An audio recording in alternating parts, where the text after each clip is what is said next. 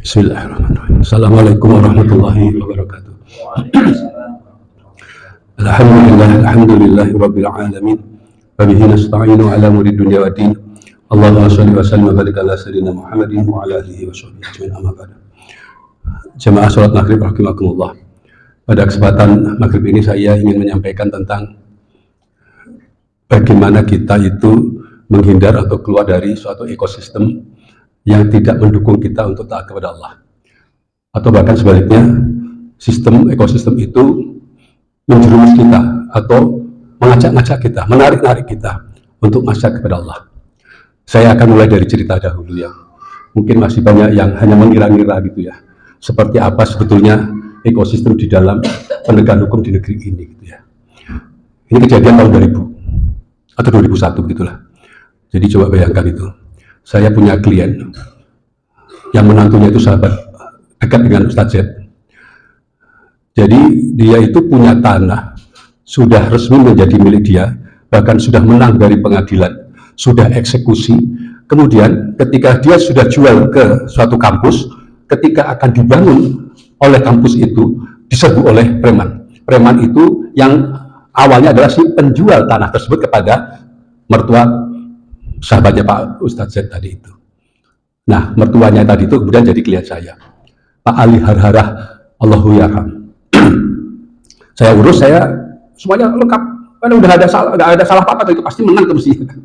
Tapi kemudian dia jadi tersangka. Coba bayangkan, dia jadi tersangka padahal dia itu beli secara sah, kemudian si penjual itu naikin harga secara nggak karu-karuan, maunya sendiri padahal sudah dibayar sebagian, terus kemudian penjual ini pula yang gugat, bukan dia yang gugat. Lantas kemudian dia jadi tersangka, saya urusi, saya kirim surat kemana-mana. Saya minta kalau dia memang bersalah, segera limpahkan ke pengadilan. Kalau tidak, segera hentikan. Permintaan saya hanya itu saja. Sampai kemudian akhirnya nggak tahan, dilimpahkan ke kejaksaan. Ketemulah dengan seorang kepala kejaksaan yang saya kenal ketika jadi jaksa masih di Pekanbaru, di Batam. Waktu itu Batam dengan Pekanbaru masih jadi satu. Ketemu di situ.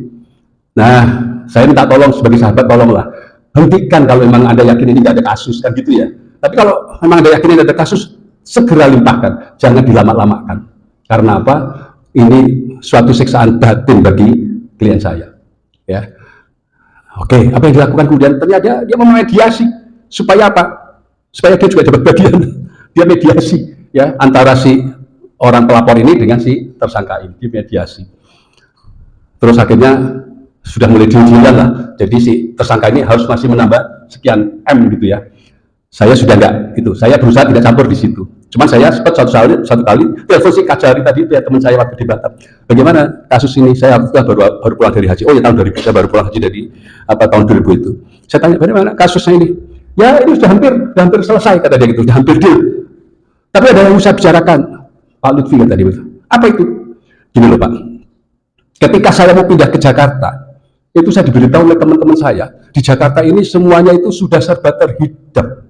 Mau makan apa saja ada, tapi saya nggak ngerti lah ya dengan Pak Lutfi ini. Kok nggak ya begitu ya? Saya culun banget waktu itu, pikir-pikir, oh minta ditraktir makan gitu.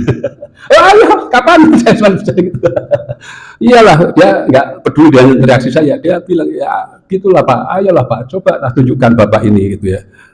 Jangan begini gitu loh. Saya mulai, oh, ini arahnya kok beda gitu kan. Gimana maksudnya? Ya tolong, bagaimana?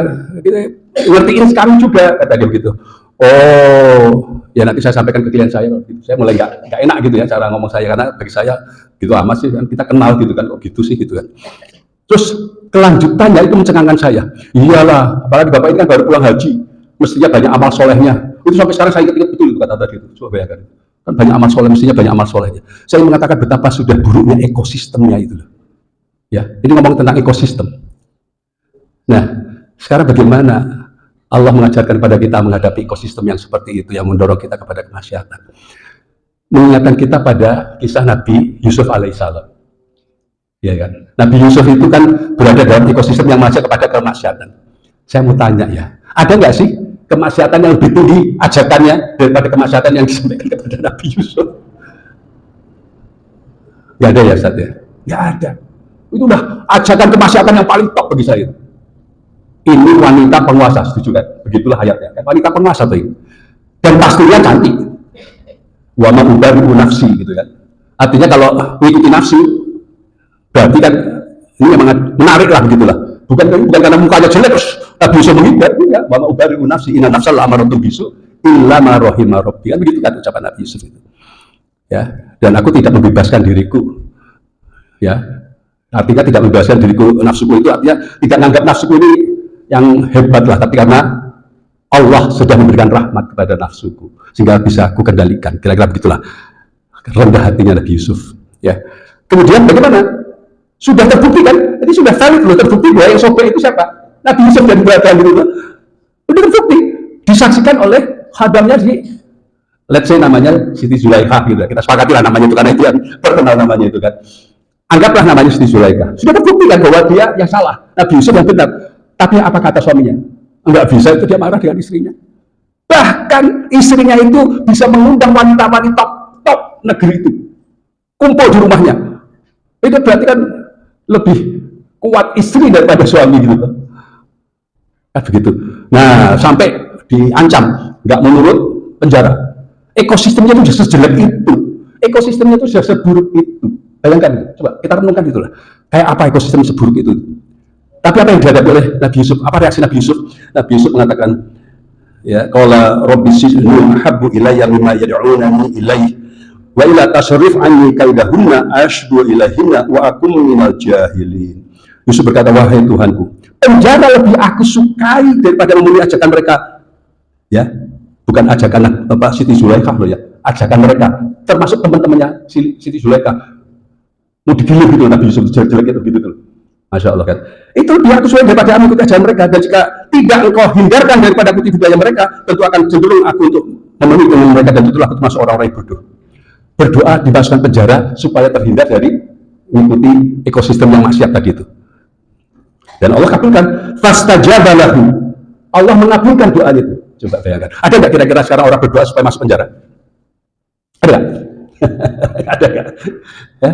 Ada nggak orang berdoa masuk penjara supaya tidak terkena ekosistem maksiat? Nggak ada. Yang ada apa sekarang ini? Yang ada berlomba-lomba ngeluarin uang untuk bisa masuk ke lingkungan ekosistem yang maksiat. Masuk ke lingkungan DPR, udah maksiat, udah kayak apa itu? Berlomba-lomba ngeluarin uang untuk bisa jadi anggota parlemen. Kan gitu. Ayolah, mari kita berpikir fakta gitu. Mau jadi bupati, orang itu harus paling nggak berapa M? Nggak cukup 2 M. Berlomba-lomba ngeluarin uang untuk bisa jadi bupati. Ya, padahal ekosistemnya udah seperti itu. Oh, gitu tuh akhirnya apa? Akhirnya nggak usah berdoa masuk penjara. Lebih dari 50% bupati kepala daerah masuk penjara itu, padahal nggak berdoa masuk penjara. Ya, tidak berdoa masuk penjara, tapi masuk penjara. Tapi dia dengan Nabi Yusuf. Dan jangan salah sangka ya, penjaranya Nabi Yusuf itu sangat jahat. Sampai Nabi berujar, ya Allah, belum tentu aku kuat dengan penjaranya Nabi Yusuf itu. Saking berat ya. Ya tentu ini ilham ya, karena Rasul nggak mungkin menyaksikan kan gitu. Ya ada kan gitu ya. Ya kan seperti itu yang saya pernah baca itu, moga-moga nggak salah baca saya itu seperti saudara sekalian ya. Jadi ya kita ini kalau misalnya berada di ekosistem yang seperti itu, entah di pemerintahan, entah di perusahaan, yang membuat kita itu tidak bisa taat kepada Allah, bahkan mengajak kita kepada maksiat kepada Allah, mari kita contoh Nabi Yusuf. Nggak usah minta penjara, tapi paling tidak minta keluar saja, minta resign. Bila taufiq wal hidayah. Assalamualaikum warahmatullahi wabarakatuh.